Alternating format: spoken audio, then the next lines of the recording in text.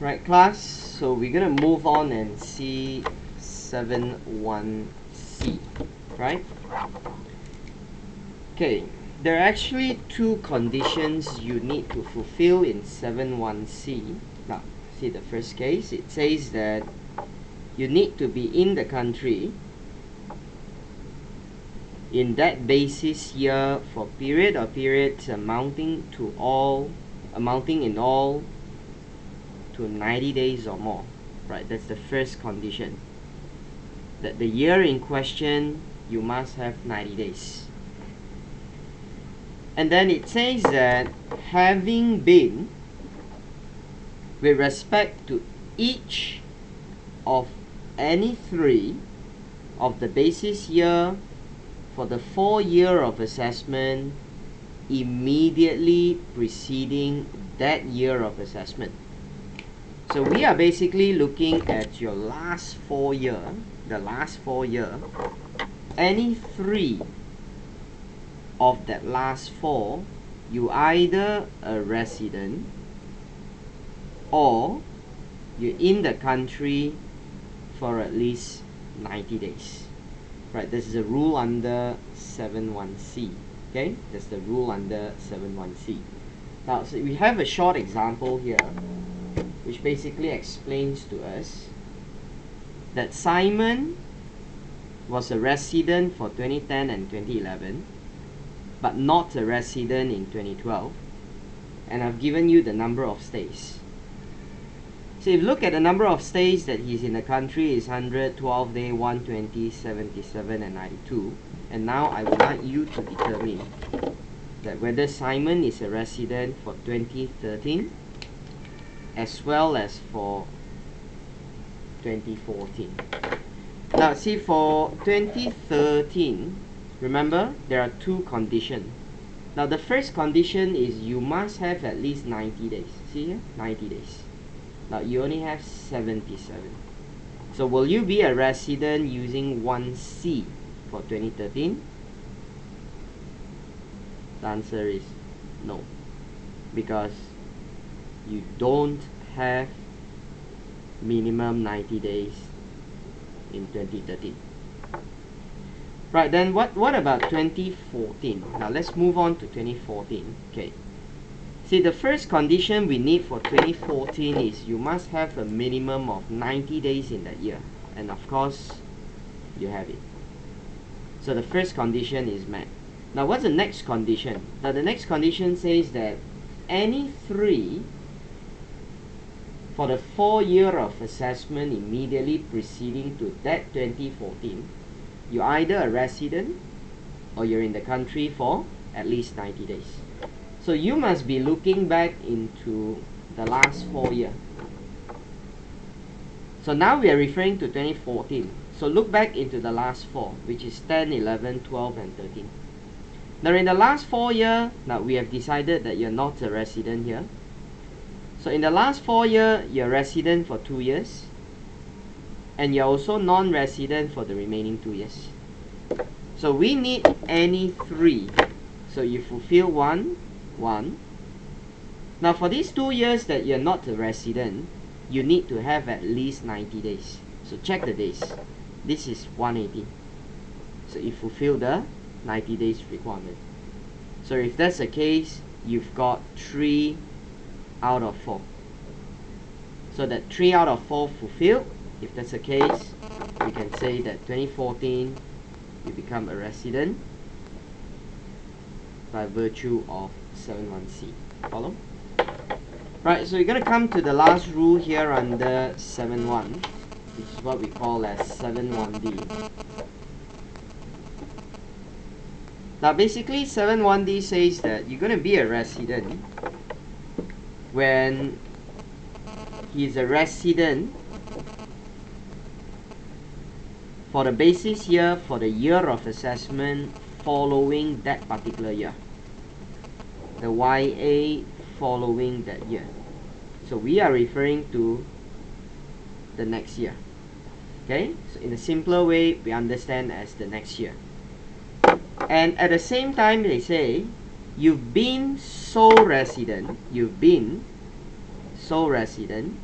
for each of the basis year for the 3-year of assessment immediately preceding that year. That means we are referring to the last 3 years. So the rule under 7(1)(d) is basically saying that if you are trying to determine whether a particular year you're a resident, you can just be a resident by being a resident for the following year and being a resident for each of the 3 YA immediately preceding that year. And we do not have any requirement that you must be in the country for X number of days. So in that case, even if you have no days in this year, you're accepted. Okay, so that is how you can be a resident by 7(1)(d). So it's just a deeming provision. Okay, not friend. So we're going to use this example over here that explain to you from 2010, 11, 12, 13, and 14. Okay, so we are testing now 2013 and 2014 whether you are resident.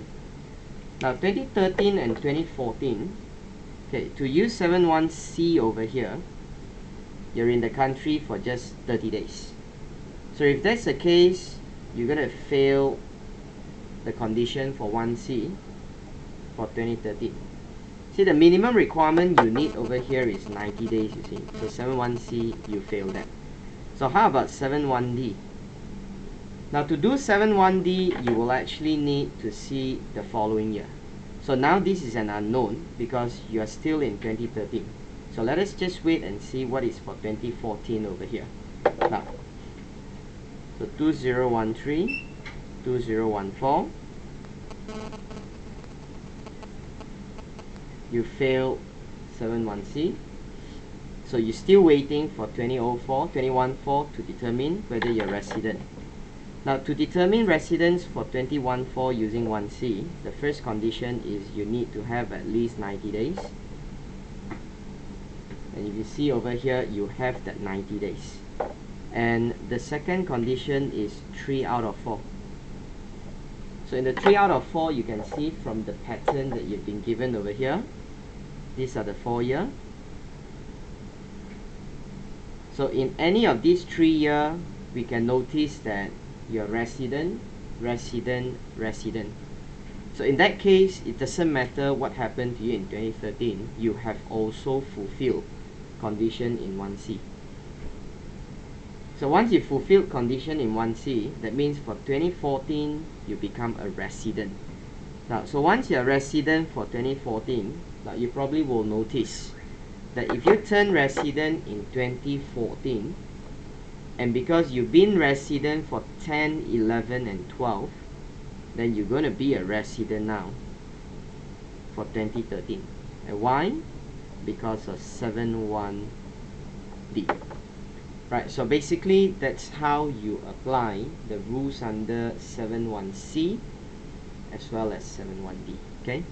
Right, so these are all the key things that you got to know. Right, class, one last thing.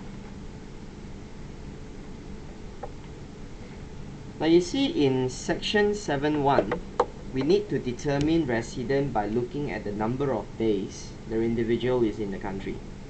So the law actually explains the meaning of a day.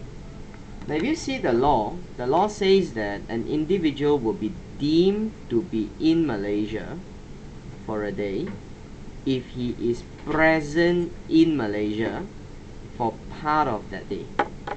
Now, so this is what it says. You'll be deemed as 1 day in the country if you're present in the country for part of the day. Now, it's not a difficult concept to understand, but it has always been mistakenly written in the exam. So what the students like to write in the exam is they would like to say part of a day